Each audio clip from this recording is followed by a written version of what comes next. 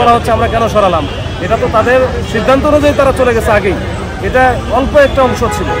এটাই হচ্ছে আমার কাছে প্রশ্ন, যে আপনারা এই প্রশ্নের উত্তরটা খুঁজেন, তারপরে আমাদের বলেন।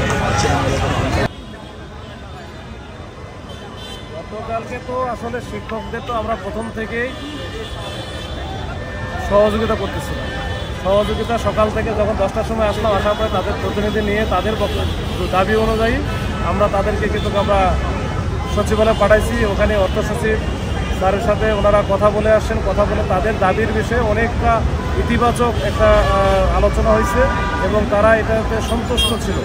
ওইটার প্রেক্ষিতে তারা যখন ফিরে আসার পরে তাদের যে বিরাট জমায়েত ছিল, এখানে কিন্তু তাদের সেন্ট্রালি যেখান থেকে তারা বক্তব্য দিচ্ছিল, ওইখান থেকে তারা মাইকে তাদের সিদ্ধান্ত ঘোষণা করে যে তারা সচিবালয়ে গিয়ে কথা বলেছে এবং তারা আশ্বস্ত হয়েছে যে তাদের এই দাবিগুলো পূরণ হবে এবং দু একদিনের মধ্যে হয়তো প্রজ্ঞাপন জারি হবে। যেহেতু এটা হবে, তাহলে আমাদের এই সচিবালয়ের মতো প্রেস ক্লাবের মতো জায়গায় এখানে তো রাস্তাঘাট খুবই দুইটা বন্ধ হয়ে গেছে। আমরা তো জনগণের দুর্ভোগ পোহাইতে চাই না বা দিতে চাই না। আমরা চলে যাবো সবাই হচ্ছে ইয়েতে কেন্দ্রীয় শহীদ মিনারে।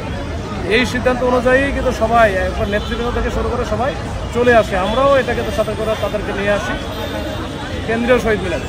এই কেন্দ্রীয় শহীদ মিনার আসার পরে শুনি যে আরও 2-3 হাজার, যেহেতু ওনারা মোটামুটি 20 থেকে 25 হাজার বা আরও বেশি হতে পারে। তো 2-3 হাজারের মতো এখনও নাকি রয়ে গেছে। আর 2-3 হাজার কারা রয়ে গেছে তাদের সাথে যোগাযোগ করলে তারা বললো যে এটা আসলে যারা আমাদের কথা শোনে না তারা আমাদের লোক না, এরা অন্য কেউ হতে পারে। এরপরে আমরা কিন্তু আবার হচ্ছে যাই তাদের সাথে কথা বলি, সেন্ট্রালি যারা ছিল এবং তাদের প্রতিনিধি নিয়ে যায় শিক্ষকদের, তারাও গিয়ে অনুরোধ করে এবং আমাদের ওই যে এই মাইক দিয়ে আমরা ঘোষণা করতে থাকি যে এটা আপনারা তো আপনাদের যেহেতু মৌল অংশ মানে যারা নেতৃত্ব দিচ্ছিল সবাই কিন্তু চলে গেছে কেন্দ্রীয় শহীদ মিনারে, আপনারা এখানে কেন আছেন? তো এইটা বারবার বলার পরে তারা প্রথম দিকে বললো যে না, আমরা এখান থেকে যাব না, আমরা ওই সিদ্ধান্ত মানি না, আমরা এখানে থাকবো, এখানে রাস্তা দখল করে থাকবো। তো এরকম অবস্থা যখন হয় তখন আমরা আরও 10 মিনিট সময় দিলাম যে আপনারা 10 মিনিটের মধ্যে যান না হলে কিন্তু আমরা বলবো এখানটা সরাই দেবো।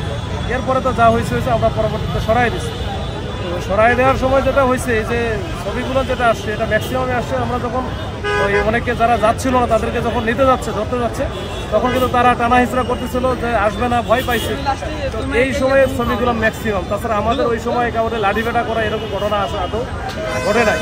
আর আমার প্রশ্নটা হচ্ছে, শিক্ষকরা তো জাতির বিবেক, তারা আমাদের সম্মানের জায়গায় আছে।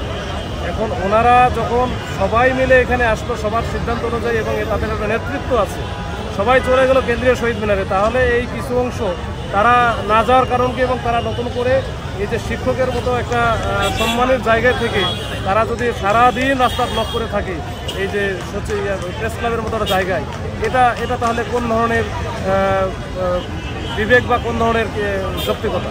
তো এইটা নিয়েই আমরা কিন্তু তাদের সাথে কথা বলেছি।